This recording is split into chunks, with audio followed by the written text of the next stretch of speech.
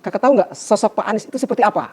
Proses hadirnya Partai Nasdem ini justru bidannya itu ya, bidannya dan otaknya itu adalah Pak Anies. Terakhir ke Bangka Belitung, saya dibawa mengunjungi yang ini sudah sangat lama sekali dikenal, itu yang memang keluarga itu bukan hanya Kristen tapi ada juga Budanya. Dan itu ternyata sudah dijalin lama, itu di Bangka Belitung. Bangka Belitung. Bangka Belitung. Saya langsung ikut datang sampai menikmati makanan yang dihidangkan oleh keluarga itu. Nah, itu terkait intoleransi. Jadi hubungan baik dengan para yang bukan muslim ini sangat baik. Gitu. Bukan hanya DKI Jakarta, tapi di luar DKI Jakarta. Di luar DKI Jakarta Ingat juga. itu, bukan hanya DKI Jakarta, Pak Anies sudah bangun di Belitung. Ini adalah saksi yang dimana sudah ikut terlibat langsung. Ini isu yang menarik. Kenapa Pak Surya Paloh tidak capres?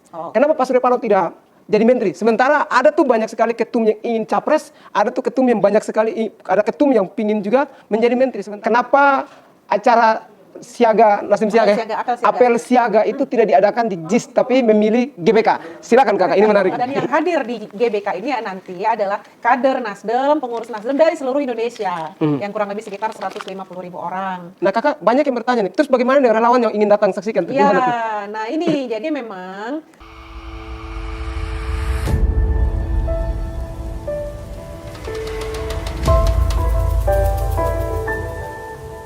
Assalamualaikum warahmatullahi wabarakatuh. Kembali lagi bersama dengan saya, Fritz Alorboy, host Langkah Anies Channel.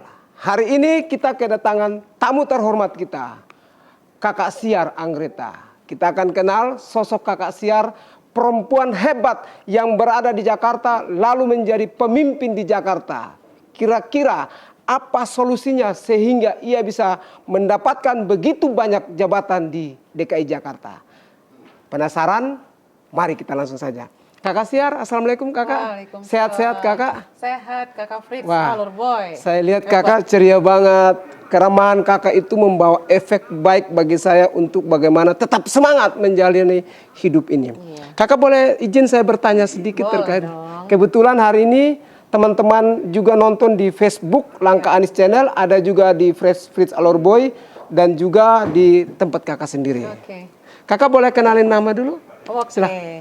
Ya kakak Fritz, terima kasih ya, semangatnya luar biasa. Jadi sebenarnya saya ini mendapat semangat dari kakak Fritz ini. Ya, dengan kondisi suara yang agak-agak sengau, tapi insya Allah mudah-mudahan lancar ke depannya ya. Jadi saya nama lengkapnya Siar Anggreta Siagian kakak Fritz. Jadi Siagian itu farm dari Medan. Medan ya. Nah, Siar Anggreta Siagian kuliah sampai kuliah di Medan S1, kemudian S2 ke Jakarta di Universitas Indonesia. Nah, setelah itu saya bergabung selama mahasiswa saya bergabung di Ikatan Mahasiswa Muhammadiyah. Tuh, yang alumni mahasiswa Muhammadiyah, nih salah satu alumni. Nah, ya, jadi di Ikatan Mahasiswa Muhammadiyah mulai dari Medan sampai ke Jakarta, dan jabatan terakhir saya di Ikatan Mahasiswa Muhammadiyah itu sebagai Sekretaris Jenderal DPP IMM. Sekarang di DPP Partai Nasdem? Sekarang di DPP Partai Nasdem sebagai Wakil Sekjen. Wakil Sekjen DPP Partai Nasdem. Keren. Wajah masih muda, masih cantik, sudah jadi Wakil Sekjen DPP Partai Nasdem. Kakak, berapa lama tinggal di Jakarta kakak? Saya tadi ya cerita melanjutkan kuliah S2 itu tahun 2004 akhir kakak Fritz. Jadi 2004 akhir saya proses untuk masuk S2 di UI. Jadi sejak tahun 2005 sampai sekarang. Jadi sampai udah berapa tahun itu? Wah, udah lama juga 20 tahun, hampir 20 tahun ya. Berarti selama 20 tahun tuh kakak ikut dong perkembangan gubernur ganti gubernur. Iya, bisa dibilang begitu ya. Iya. Sesi berikut kita tanya yang lain.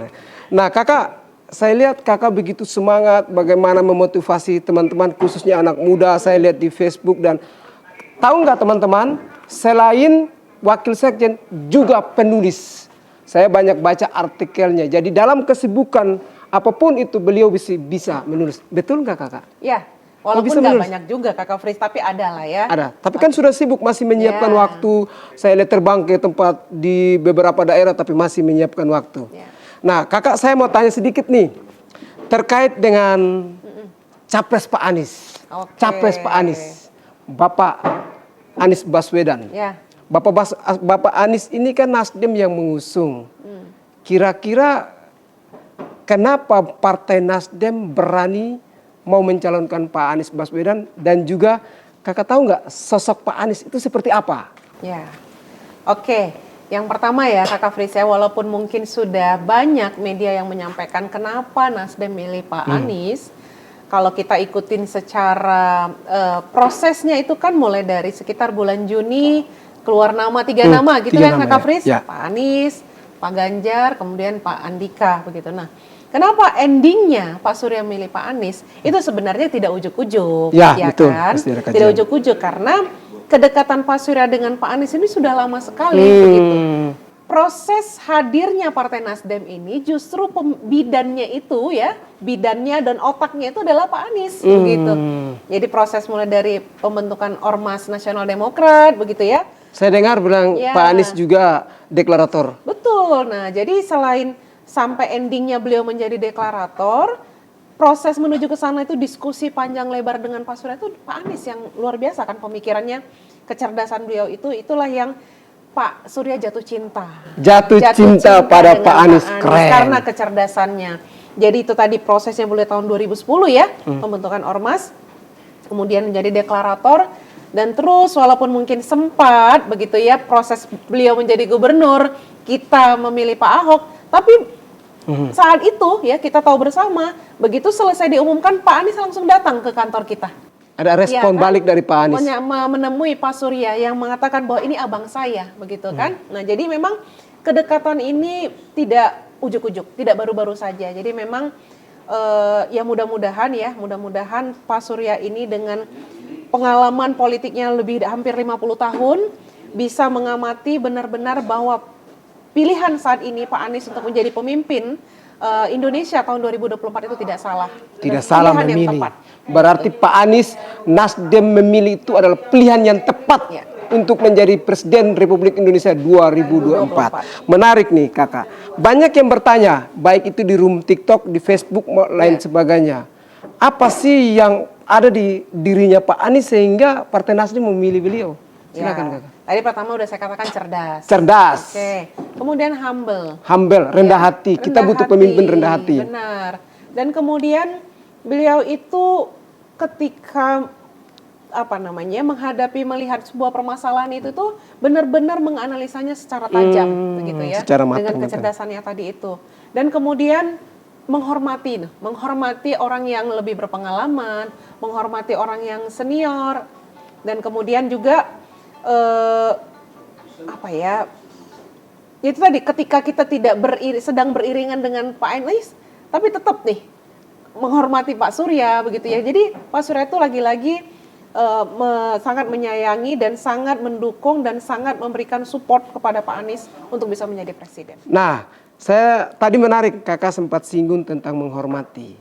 Di DKI Jakarta ketika Pak Anies Baswedan menjadi gubernur, ia juga menghormati, ini kita tarik dikit keluar nih. Ia juga menghormati para umat yang bukan muslim untuk beribadah. Nah, tetapi di room TikTok maupun lainnya mereka mengatakan bahwa Pak Anies itu masih intoleransi politik. Menurut Kakak benarkah Pak Anies itu intoleransi sementara mendapatkan informasi banyak sekali yang bantu? Silakan Kakak. Jadi memang informasi itu perlu kita sebarluaskan lagi terkait dengan bahwa sebenarnya Pak Anies ini tidak pernah berlaku intoleransi terhadap umat selain Muslim, begitu ya, terhadap umat Kristen, kemudian umat Buddha, Hindu.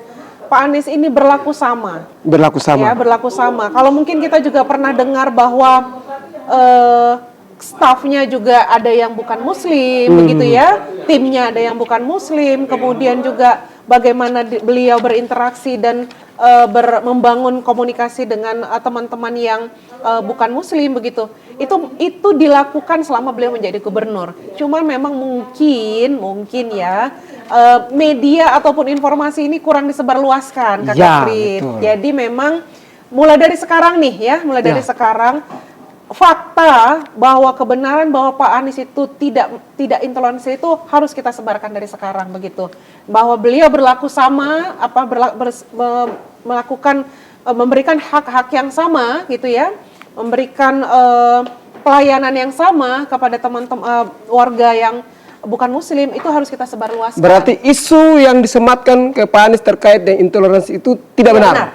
Tidak benar teman-teman, karena tadi Kakak Siar juga mengatakan bahwa stafnya Pak Anies banyak juga dari non-Muslim. Terus apalagi yang kita mau katakan intoleransi. Betul. Sudah berapa lama kakak mengenal Pak Anies Baswedan secara pribadi? Nah, memang kalau secara langsung ya Kakak Frit ya, sejak deklarasi kemarin gitu ya, tanggal 3 Oktober 2022, alhamdulillah saya berkesempatan untuk mendampingi Pak Anies mengunjungi beberapa daerah. Di situ saya menyaksikan langsung bagaimana personality Pak Anies Baswedan ya, yang luar biasa. Saya menyaksikan langsung, saya merasakan langsung, dan juga saya mendapatkan testimoni dari orang-orang yang bertemu dengan Pak Anies begitu. Nah, sedikit tadi sebelum saya lupa terkait intoleransi, terakhir kemarin kunjungan ke Makassar, ya, kunjungan ke Makassar ya kalau saya tidak salah. Saya itu tiba-tiba mungkin agak sedikit mendadak. Itu akhirnya, ke Bangka Belitung. Bangka Belitung, Bangka Belitung, iya.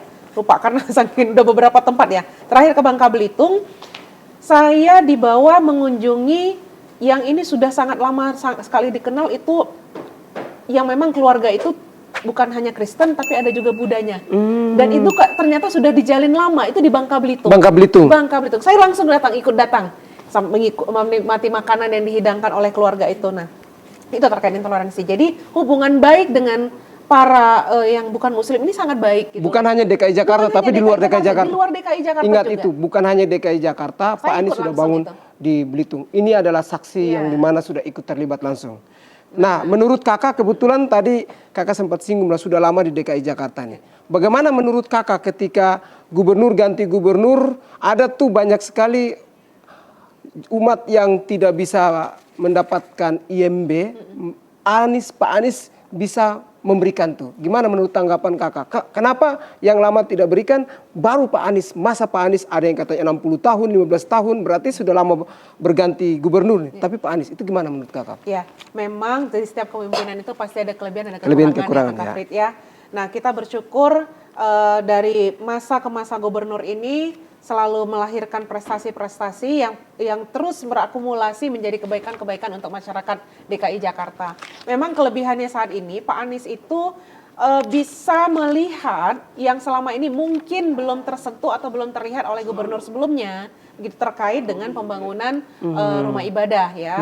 Nah, bersyukurlah kita bahwa pemimpin DKI saat ini kemarin ya terakhir Pak Anies itu melihat itu, dan kemudian juga ya mungkin ingin menyampaikan juga bahwa isu yang selama ini disematkan kepada Pak Anies itu nggak benar gitu. Tidak benar, ingin ya. membuktikan itu, dan memang maksudnya gini ya, dia ingin meyakinkan bahwa saya inilah orang yang nasionalis, orang yang memang melindungi masyarakat ya.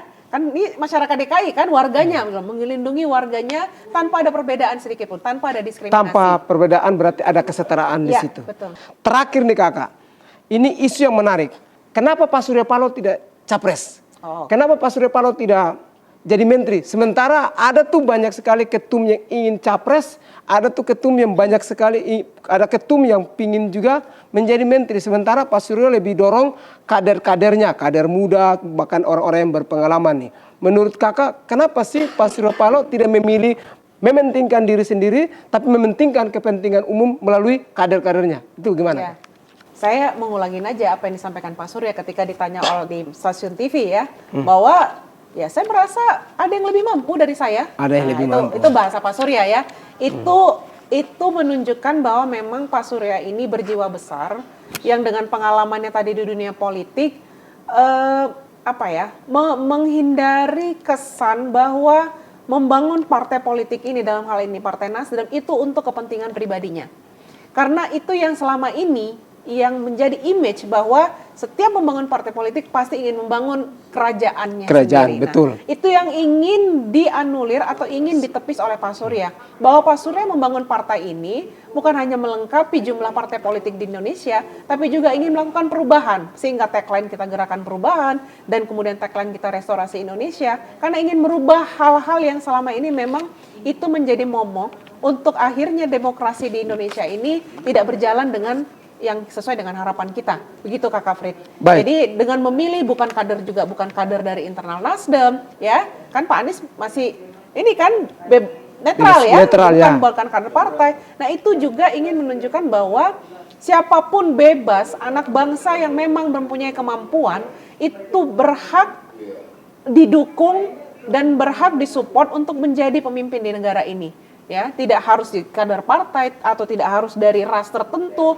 Justru mimpi-mimpi Pak Surya kan pernah mengatakan ingin melihat rambut keriting dari daerah timur, begitu kan, dari Papua. Siapa tahu saya NTT. jadi presiden, Kakak. Ini rambutnya berarti dipanjangin Kan keriting dulu. juga ya, kan keriting dan ini kulit hitam atau dari Aceh, Iya, begitu kan.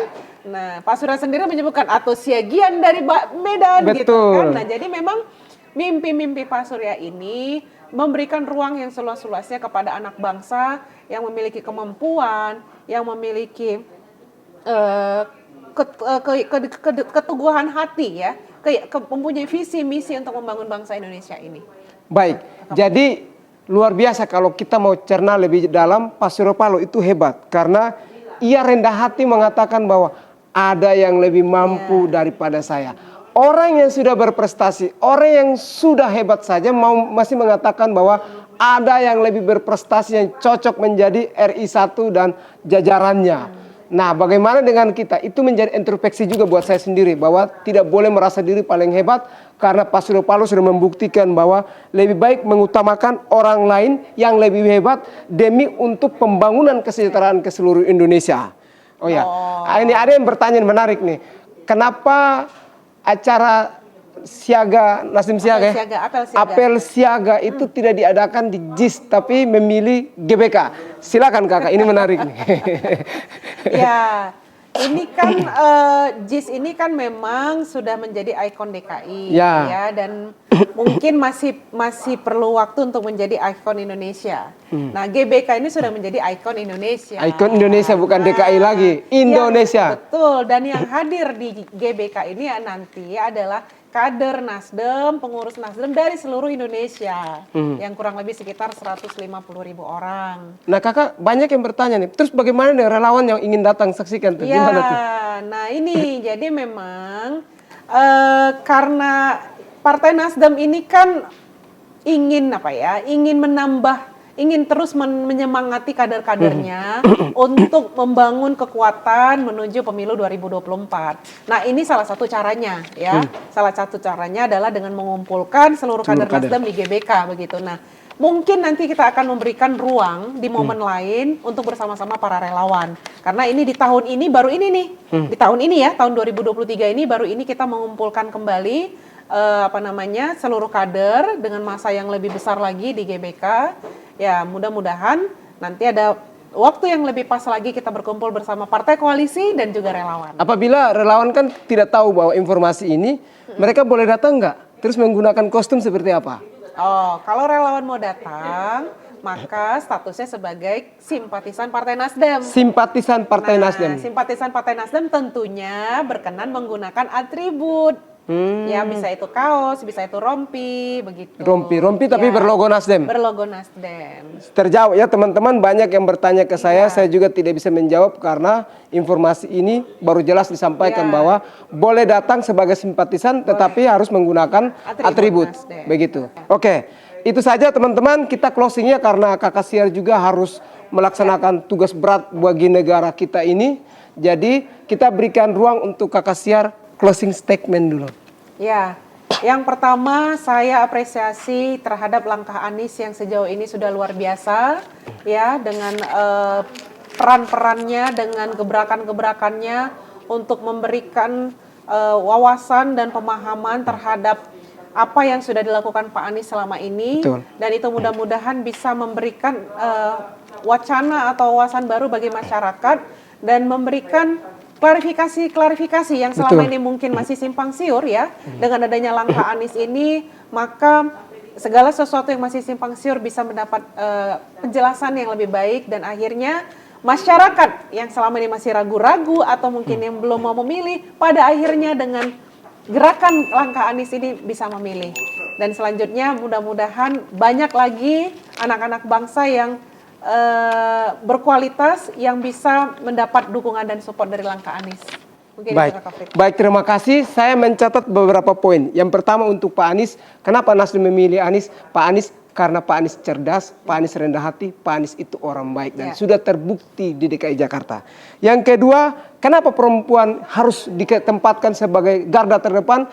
Karena bagi Bang Surya Paloh, perempuan adalah yang terhebat di bangsa ini dan mereka juga perlu mendapatkan ruang untuk memperjuangkan aspirasi masyarakat baik itu di DPR RI, DPRD maupun di lingkungan eksekutif. Kakak Siar juga adalah salah satu kader yang disiapkan, didorong untuk maju di DKI Jakarta. Jangan lupa coblos Kakak Siar. Yang terakhir adalah sebagai perempuan ia juga siap untuk menjawab atau memperjuangkan aspirasi Bapak Mama yang ada di DKI, khususnya di DKI Jakarta. DKI Jakarta untuk di kecamatan Duren Sawit, Kramat Jati dan Jatinegara. Yang terakhir terkait Pak Surya Paloh. Pak Surya Paloh itu adalah orang yang negarawan sejati yang lebih mengutamakan orang lain ketimbang dirinya dan lebih mengutamakan bagaimana rakyat itu bisa sejahtera. Terima kasih Kakak. Siap, terima kasih Kakak. Kami mohon maaf sudah menyita waktu Kakak, sudah meminta pendapat. Semoga ini menjadi mencerahkan publik yang selama ini bertanya-tanya kepada teman-teman Langkah Anies, kapan nih ini begini-begini, semua sudah terjawab ya teman-teman. Jangan lupa kalau di lain kesempatan kami meminta atau mengundang Kakak untuk menjadi senang hati. Baik, terima kasih sekian dan terima kasih Kakak. Mohon maaf sekali lagi teman-teman semua yang mengikuti di Langkah Anies Channel YouTube maupun Facebook, bahkan juga di Fritz Alorboy dan juga di tempatnya Kakak Siar itu sendiri di Facebook. Bila mana ada kata yang kurang, kata kalimat yang tidak tepat, kami memohon maaf. Kami adalah orang yang tidak sempurna. Bersama kami, Langkah Anies Channel di lain kesempatan. Selamat malam. Assalamualaikum warahmatullahi wabarakatuh. Selamat malam. Terima kasih banyak Kakak.